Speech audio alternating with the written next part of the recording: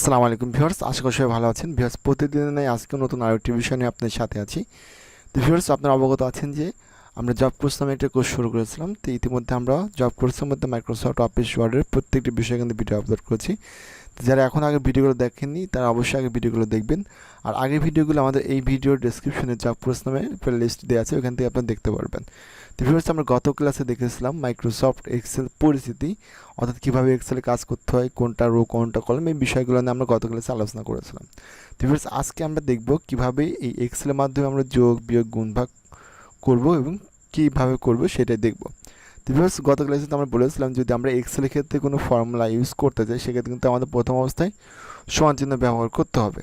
তো ভিউয়ার্স দেখেন, এখানে কিন্তু আমাদের অসংখ্য ঘর আছে। তা আপনি যে কোনো ঘরের মধ্যে যে কোনো রো কলামের মধ্যে কিন্তু আপনি ফর্মুলা ব্যবহার করতে পারবেন। তো আমি এখানে জাস্ট একটু ফাঁকার দিকে করি। আচ্ছা, আমি এখানে প্রথম অবস্থায় দুইটা সংখ্যার মধ্যে যোগ করব, মানে কীভাবে এক্সেল শিট যোগ করতে সেটা এখন আমরা দেখব।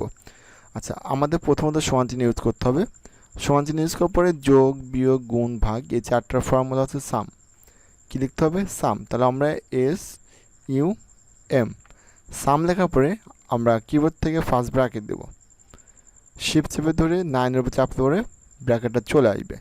এখন আমি কত কত যোগ করব।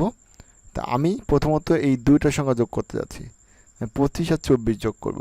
তো ভিউয়ার্স, এই এক্সেলের ক্ষেত্রে কিন্তু আপনি সরাসরি কোনো সংখ্যার সাথে কোনো সংখ্যা যোগ বিয়োগ গুণ ভাগ এগুলো করতে পারবেন না। এই ক্ষেত্রে আপনাকে দেখতে হবে আপনার এই সংখ্যাগুলো কোন কলামে আছে এবং কত নাম্বার রোতে আছে। তা আমি দেখতে পাচ্ছি যে 25 কিন্তু আমাদের বি কলাম আছে, এ কলাম আছে, বাট আমি এ কলাম যোগ করব। তাহলে কি করতে হবে? আমাকে আমরা A1 দেব। A1 এর সাথে দেখতে পাচ্ছেন যে এটা কিন্তু আমাদের মার্ক হয়ে গেছে। এরপর 24 কোথায়? 24 হচ্ছে আমাদের A2-তে, তাহলে আমরা প্লাস A2। এরপর আমরা আবার শিফট চেপে ধরে 0-এর উপর চাপ দিলে ব্র্যাকেট আসবে, এরপরে জাস্ট এন্টার বাটন প্রেস করব। তাহলে কিন্তু 25 আর 24 যোগ করলে কত হচ্ছে? 49 হচ্ছে। ভিউয়ার্স, এইটা হচ্ছে আমাদের দুইটা সংখ্যার মধ্যে যোগ। ওকে। তো ভিউয়ার্স, এখন মনে করেন যে আপনি এইরকমভাবে পুরো একটা শিটও কাজ করেছেন। এখন আপনাকে বলা হচ্ছে যে টোটাল যোগফল একবারে বের করতে হবে। তাহলে এটা আপনি কিভাবে করবেন? এটা আরও সহজ। আমরা সেমভাবে সমান চিহ্ন দেব, দেওয়ার পর আমরা আবার সাম লিখব, এরপর আবার ব্র্যাকেট দিব। ওকে ভিউয়ার্স, যখন আমরা একের অধিক রো কলাম নিয়ে কাজ করব বা দুইয়ের অধিক সংখ্যা যখন আমরা একসাথে যোগ করব, সেক্ষেত্রে আমরা ফার্স্ট কলামের ফার্স্ট সংখ্যা এবং লাস্ট কলামের লাস্ট সংখ্যা দেব। অর্থাৎ আমাদের ফার্স্ট কলাম আছে এ কলাম, ফার্স্ট সংখ্যা আছে 1।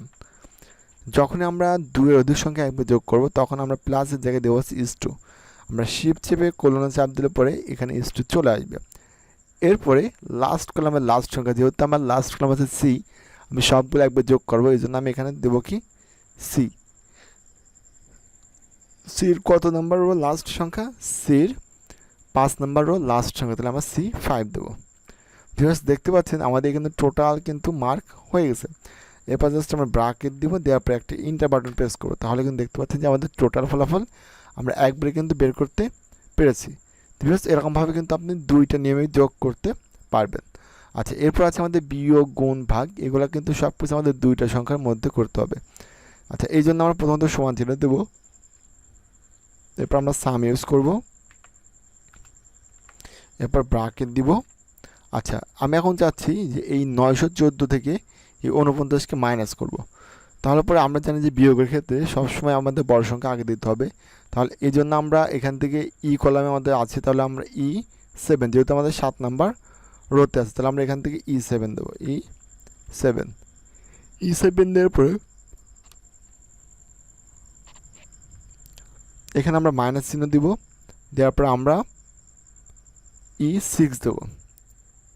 E6, তাহলে আমাদের E7 এবং E6 কিন্তু মার্ক হয়ে গেছে, অর্থাৎ আমরা এই E7 থেকে E6কে বাদ দিচ্ছি। এবার আমরা ব্র্যাকেট আটকাই দেবো, দেওয়ার পর জাস্ট এন্টার। ভিউয়ার্স, দেখতে পাচ্ছেন এখানে কিন্তু আমাদের সংখ্যাটা কিন্তু চলে আসছে।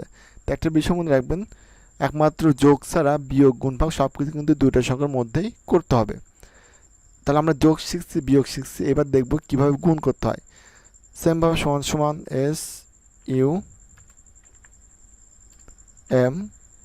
ব্র্যাকেট। আচ্ছা,